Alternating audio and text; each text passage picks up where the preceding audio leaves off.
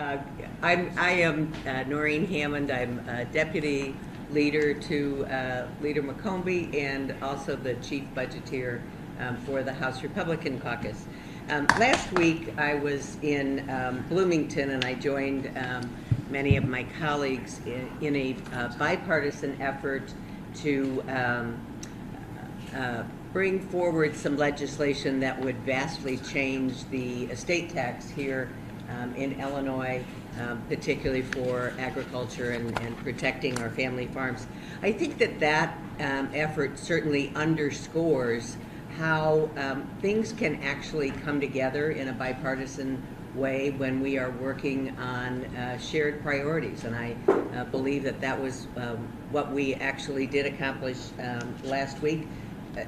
Is that all said and done? Absolutely not. The hard work begins to get that effort across the line, but knowing that we have bipartisan support for that certainly makes that much easier.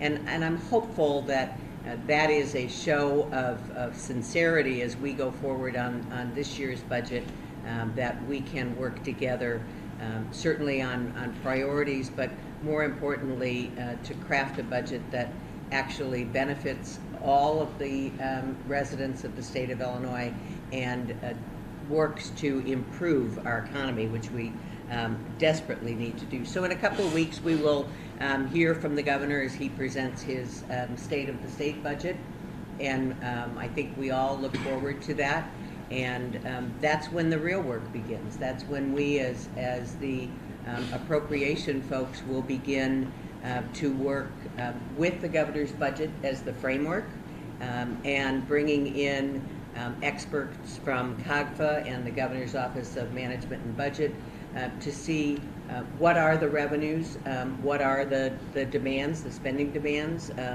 You know, we often talk about the above the line and the below the line, and I think that is very important to do.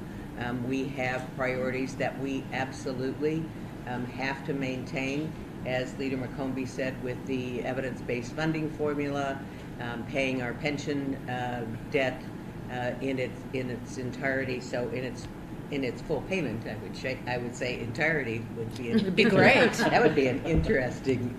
We don't have a solution for that. Yeah, we don't. But we expect that with what we're seeing, at least early on from GOMB, that we could be expecting about an $890 million deficit projection. So all of that is going to have to be taken into account.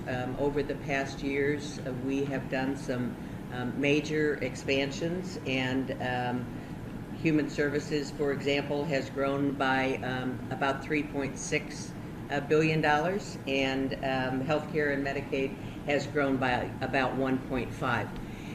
And I am not bringing these figures out to say that those expansions were bad or were not needed, but the challenge is, how do we continue to balance those expansions on top of additionally rising costs and lowering revenue? So it is a critical balance that I believe we as a caucus have many experts within that field that we can lend suggestions, and certainly we have experts on both sides of the aisle and in both chambers. So we just want to be certain that we can maintain a lot of the services that we have promised, and yet not continue to make promises to people and give them hope on issues and then not put the money there because we just don't have it.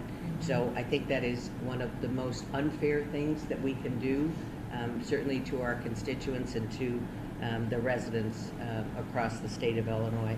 And there are truly there is not enough money to pay for those promises. So there's not a magic wand that's going to bring that money in to our budget, but the bottom line is we have to stop passing flawed budgets. Last year we did not have one single Republican that voted for the FY24 budget, and that was because we actually dove deep into the numbers. We knew that we could not sustain everything that was in that budget. You cannot continue to do that. So the governor has identified $1 billion in new requests right now. We have actually reached out. We have already met with the administration to talk about what are the expectations for the upcoming year, to offer our support to help in any of the discussions, and that was a great discussion and very well received. So the bottom line is the state has numerous budget pressures, and we have to act in a responsible way to address those, and I think that we all, regardless of party, regardless of chamber, we have shared priorities, and those should be the ones that we are actually able to focus on. So just know that we are here and willing to do the work, and I'm happy to assist in any way that we possibly can. Thank you all.